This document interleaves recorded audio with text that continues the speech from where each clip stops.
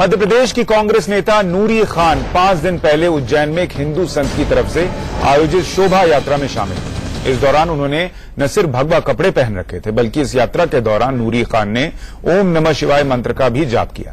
लेकिन नूरी खान के इस कदम से मुफ्ती मौलाना भड़क गए। उनके भगवा धारण करने और ओम नमः शिवाय का जाप करने को इस्लाम के खिलाफ बता रहे हैं। ऐसे में सवाल उठता है कि क्या एक मुस्लिम महिला का भगवा पहनना हराम है और क्या नूरी खान का ओम नमः शिवाय का जाप करना गैर इस्लामिक है?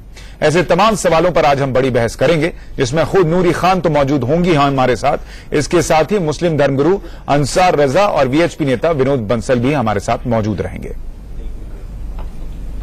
लेकिन सबसे पहले आपको पूरा किस्सा क्या है वो बताते हैं। नाम नूरी खान, लेकिन जाप ओम नमः शिवाय का, मजहब इस्लाम, लेकिन शरीर पर भगवा वस्त्र। धर्म के ठेकेदारों को यह हजम नहीं हो रहा कि एक मुस्लिम महिला ने सरेआम शिव भक्ति की। लेकिन गंगा जमुनी तहजीब में यकीन करने वाले मुल्क हिंदुस्तान की इस बेटी ने भी अपने तर्कों से कठमुल्लों की बोलती बंद करा दी है।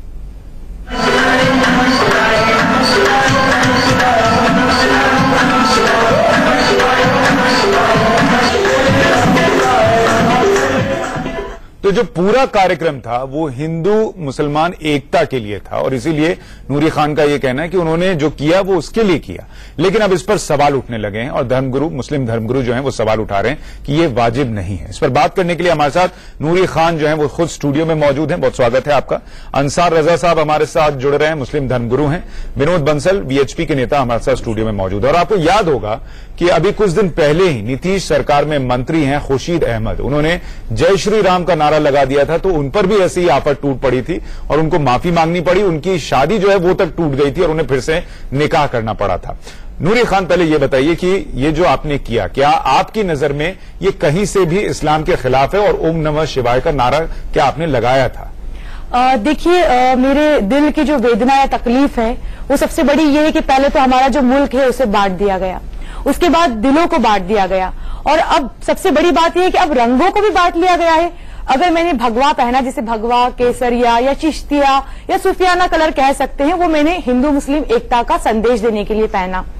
जब मैं उस यात्रा में पहुंची तो जो उदारता है वो उदारता उन हिंदू धर्म गुरुओं ने दिखाई जिन हिंदू धर्म गुरुओं को कट्टर कहा जाता है। उन हिंदू धर्म गुरुओं ने मुझे एक मुस्लिम प्रतिनिधि के रूप में बुलाया और जो यात्रा का आह्वान है वो मुझसे करवाते हुए उमेश नाथ महाराज जी ने कहा कि अब हमारी बहन, हमारी बेटी भी कहेगी ओम नमः शिवाय। मैंने कहा गुरुजी ओम नमः शिवाय, शुरू कीजिए यात्रा। तो अगर मेरे ओम नमः शिवाय कहने से या भगवा वस्त्र पहनने से इस्लाम खतरे में आता है, तो ये जिन मौलवी साहब ने अभी कहा है कि मैं अब मुसलमान नहीं रही, मैं उनसे उनके मुसलमान होने का सर्टिफिकेट मांगती हूं। अच्छा, मुझे अब दो बात बताइए, क्या इसके पहले आपने कभी ओम नमः शिवाय मंत्र का जाप किया है? देखिए, मैं आपसे ये कहना चाहूंगी कि इस्लाम खुद कहता है कि जब तक हम सारे धर्मों की जानकारी और नॉलेज नहीं लेंगे तो हमें ये कैसे पता पड़ेगा कि हमारे धर्म में और सामने वाले के धर्म में, मजहब में क्या फर्क है। नॉलेज अलग है, मैं ये पूछ रहा हूँ। बिल्कुल, उसी बात, आप ओम नमः शिवाय तो बहुत छोटी बात कह रहे हैं। मैं आपको बताती हूँ कि श्रीमद् भागवत गीता का 16वां और 24वें अध्याय के श्लोक में आपको सुनाती हूँ। स्थित प्रज्ञस्य का भाषा समाधिस्थस्य केशव स्थितधिः किं प्रभाषेत किमासीत व्रजेत किं प्रजहाति यदा कामान्य सर्वान् पार्थ मनोगतान्। मैं लगातार बहुत सारे श्लोक आपको सुना सकती हूँ। आपने पूरी गीता पढ़ रखी है? मैंने पूरी गीता पढ़ रखी है, मैंने पूरा कुरान पढ़ रखा है। तो इसका मतलब ये है कि सिर्फ ओम नमः शिवाय पर अगर मुझ पे एक फतवा जारी होता है तो गीता का जो नॉलेज अगर मुझे वो है तो कितने फतवे जारी करेंगे ये बताइए। मुझे आप पर गर्व हो रहा है जिस तरीके से आपने पढ़ा है गीता को और आपको कंठस्थ है, आपको श्लोक कंठस्थ हैं। मौलाना अंसार रजा, मुझे ये बताइए, ओम नमः शिवाय बोलने पर इतना हंगामा हो रहा है, ये तो पूरी गीता पढ़ के बैठी और श्लोक सुना रही हैं, अब इस पर क्या कहेंगे लोग? और क्या ये मुसलमान नहीं रह गई या इस्लाम में नहीं रह गई अगर ऐसा कर चुकी तो?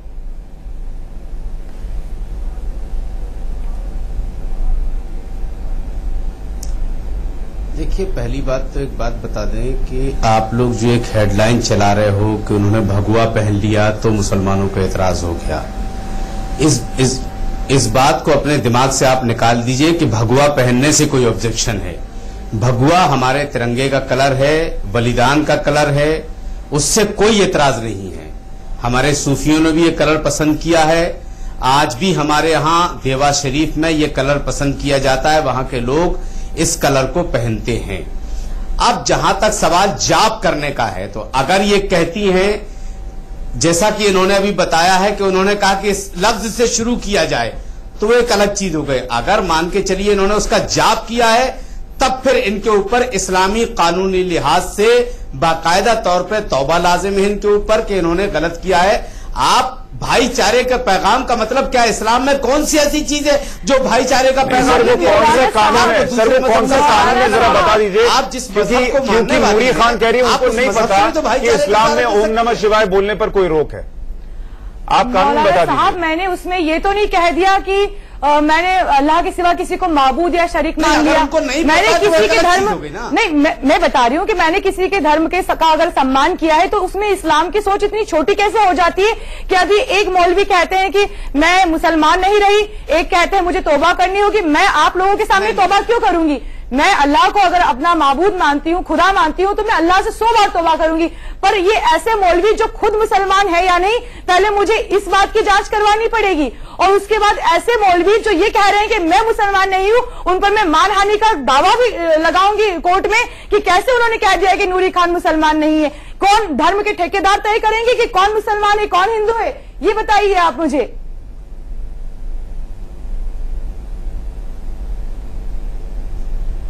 देखिए, जहां तक धर्म के ठेकेदार का सवाल है, मैं एक बात बता दूं, इस्लाम में कुछ कानून है, कुछ जवाबित हैं। जैसे अभी आपके टीवी चैनल की रिपोर्ट में कटमुल्ले का लफ्ज इस्तेमाल किया गया है। हम चैनल पर भी मानहानि का दावा कर सकते हैं। कटमुल्ला कैसे कहा इन्होंने? बिल्कुल लफ्ज एतराज के काबिल नहीं बोलना चाहिए, उनको बोलना नहीं बोलना चाहिए, गलत है। राइट सर, हमने तथाकथित कहा है, नहीं समझे ना? नहीं, इन्होंने भी नूरी खान ने भी तो कट्टर हिंदू धर्म को बोला है। ये क्या मतलब है इसका? आपने बोला स्टार्टिंग लाइन आपकी ये थी, कट्टर हिंदू धर्म, क्या मतलब है इसका? कट्टर चाहे वो हिंदू हो चाहे मुसलमान हो, मैं कट्टर पंथियों का विरोध करती हूँ, चाहे वो मुस्लिम हो चाहे हिंदू हो। आपने कहा कट्टरवाद का मैं विरोध करती रहूंगी। कट्टर हिंदू के लिए भी है, कट्टर मुसलमान के लिए भी है। मौलाना साहब ये कह रही है माफी नहीं मांगेंगी। बिल्कुल नहीं मांगूंगी मैं माफी। देखिए, गलत सही का फैसला आपको करना है, तो कौन करेंगे? वो रशीदी साहब, इस्लाम बता सकते हैं हम रशीदी भाई आपने ये गलत किया है, रशीदी इसका जो खामियाजा ये है। वो रशीदी साहब जैसे मौलवी करेंगे क्या, जो खुद को पता नहीं कि वो मुसलमान है कि नहीं? मुझे सर्टिफिकेट दीजिए कि वो मुसलमान है कि नहीं। कैसे कह दिया उन्होंने कि नूरी खान मुसलमान नहीं है? कैसे कह सकते हैं? मैं नमाज पढ़ती हूँ, मैं रोजे रखती हूँ, मैं ज़कात देती हूँ, कैसे करके मुझे कह सकते हैं कि मैं मुसलमान नहीं हूँ? मुझे नहीं पता। इस्लाम कहता है हुजूर पाक सल्लल्लाहु अलैहि वसल्लम एक हिंदू जो कि जिसे कोढ़ की बीमारी थी, उसे अपने हलक से निवाला खिलाया करते थे। हमारा धर्म कहता है कि पड़ोसी अगर भूखा रहे तो आपको रहने का अधिकार नहीं है। अगर पड़ोस में कोई हिंदू होगा तो क्या हम उसे भूखा रहने देंगे? जो मजहब हमें एकता की बात सिखाता है, जो मजहब हमें कहता है कि जिस मुल्क में आप पैदा हुए। एक सवाल इसमें जोड़ दें, नूरी खान जो कह रही हैं, मैं विनोद बंसल के पास भी जाना चाहूंगा, लेकिन पहले एक बात बताइए अंसार रजा साहब कि मैं हिंदू, ठीक है, ऑफिस आता हूं, लोगों से मिलता हूं, अस्सलाम वालेकुम बोलता हूं, वालेकुम अस्सलाम व रहमतुल्लाहि व बरकातहू भी बोलता हूं। क्या कोई दिक्कत हो जाती है इससे? क्या हिंदू धर्म को कोई खतरा हो जाता है इससे? ऐसे ही अगर किसी ने जय श्री राम बोल दिया या ओम नमः शिवाय बोल दिया तो इस्लाम खतरे में पड़ जाएगा क्या? कोई दिक्कत नहीं। तो फिर ये लोग जो हंगामा कर रहे हैं क्यों कर रहे हैं? फतवा क्यों जारी कर दिया? उसको माफी क्यों नहीं मांगनी पड़ी? वो क्या सत्ता को झुकाने की साजिश थी क्या? इस्लाम कभी खतरे में नहीं पड़ता। खतरे में वो इंसान पड़ता है जो ये जुमले इस्तेमाल करता है। इस्लाम खतरे में नहीं पड़ता। उसको क्या खतरा है? नूरी खान को क्या खतरा है? सरकार को खतरे में डालने की साजिश थी क्या? खतरा हुआ इन्होंने ओम नमः शिवाय बोला तो भाई नूरी खान को क्या खतरा हुआ? ओम नमः शिवाय कोई खतरा नहीं। तो फिर अगर इन्होंने जाप किया है, है तो इन पर कलमा लाजिम है। कह तो रही है साहब, मैंने बोला है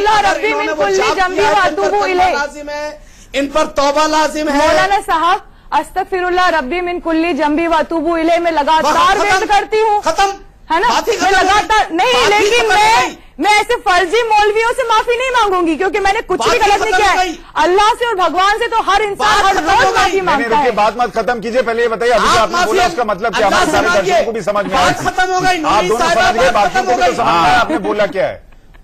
आपने अभी जो बोला उसका मतलब क्या वो भी बताइए दर्शकों के लिए। आपने कुछ बोला, उन्होंने कहा बात खत्म हो गई, हमको भी तो समझ में आया कि हमसे जो गुनाह हुआ है हम अल्लाह से रोज ही ये हम दिन में 100 बार क्या होता है कि दिन भर की दिनचर्या में हमसे कुछ भी होता है तो हम ऊपर वाले से माफी मांगते हैं, लेकिन ऐसे मौलवियों से जिन्हें खुद पता नहीं है, हम उनसे क्यों माफी मांगेंगे? हमने क्या गुनाह किया है?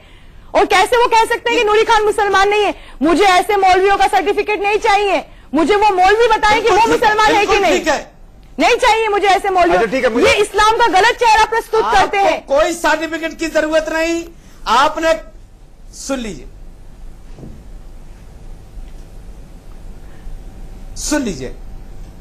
बात सुन लीजिए। अब इतनी बड़ी बात आपने कर दी है, अब तो अब थोड़ा सा दूसरों की भी सुन लीजिए ना।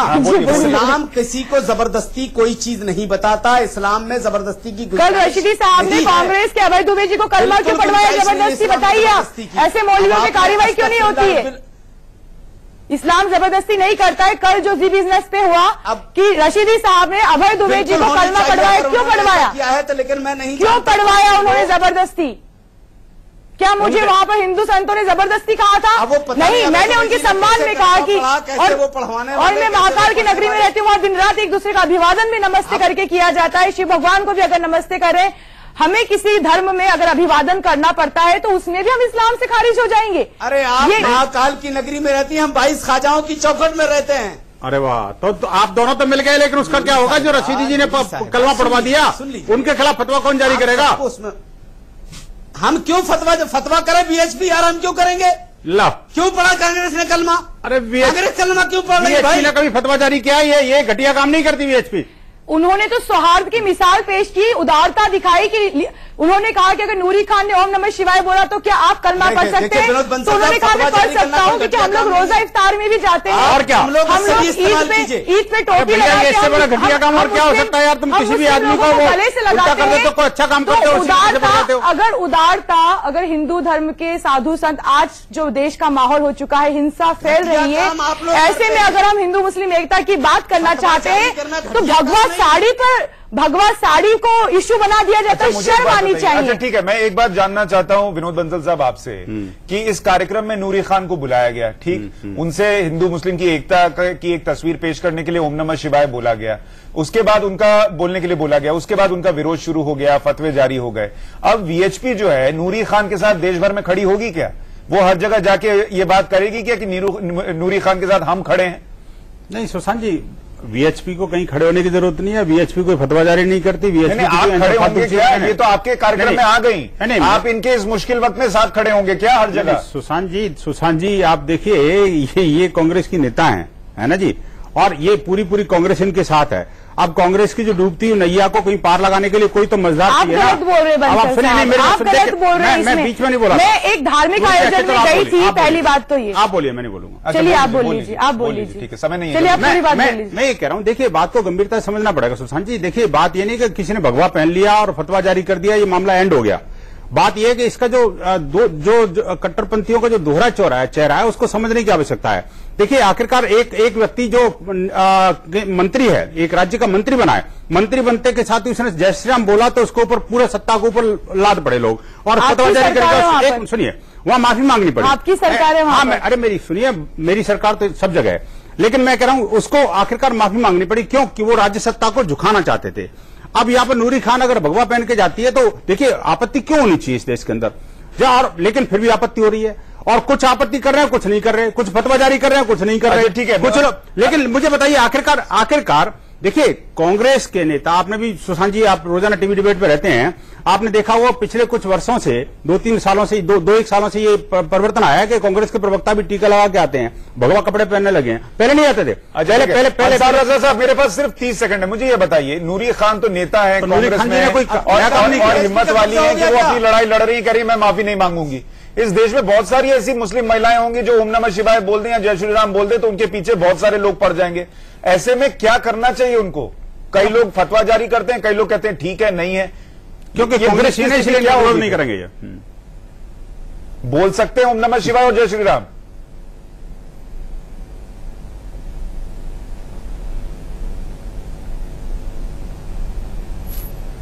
क्या मुझसे पूछा आपने? जी जी आपसे पूछा है। 30 सेकंड है मेरे पास, अब जल्दी जवाब दीजिएगा। नहीं, बिल्कुल नहीं बोल सकते। बिल्कुल नहीं। किसी मुसलमान को यह हक नहीं है कि वो जय श्री राम बोले या ओम नमः शिवाय बोले? अभी आप कह रहे थे कि बोल सकते हैं। अंसार रजा जी के खिलाफ फतवा जारी होने वाला है। अभी अंसार रजा जी इस्लाम से खारिज होने वाले हैं, क्योंकि इन्होंने इतना कमजोर नहीं है इस्लाम। देखिए, 3 डिबेट में इन्होंने कहा कि भाई जय श्री राम, और 3 बार इन्होंने बोला ओम नमः शिवाय। आखिरकार इनके खिलाफ फतवा जारी होना चाहिए, नहीं होना चाहिए, मुझे बताइए इस्लाम के हिसाब से। हम जिस मुल्क में रहते हैं वो मुल्क इस्लामिक कानून से नहीं चलता है। बोलना नहीं कहते हैं हम यहाँ पर गंगा जमीन तहजीब में रहते तो वो कह रही हैं कि उन्होंने भी जो बोला उसको बोलना नहीं कहते हैं। उन्होंने एक कार्यक्रम की शुरुआत की थी, ओम नमः शिवाय कहते। चलिए, बहुत इसका मतलब वो भी ढोंग कर रही थी और ये भी ढोंग कर रहे हैं। देखिए, वो उन्होंने भी ढोंग किया, लेकिन मैं चाहता हूँ कि खड़े होकर के आपकी गीता के श्लोक मुझे याद नहीं होते। ठीक है, नहीं, मैं आपकी तारीफ कर रहा हूं कि आपको गीता के श्लोक याद है, और ये होना चाहिए। लोगों को कुरान भी पढ़ना चाहिए, गीता भी पढ़नी चाहिए, लेकिन अपनी समझ से तय करना चाहिए कि अगर ये एकता बनी रहेगी तो देश के लिए कितना अच्छा है। एक ओम नमः शिवाय या जय श्री राम बोलने से कोई धर्म खत्म नहीं हो सकता। हमारी इस खास पेशकश में इतना ही। नमस्कार।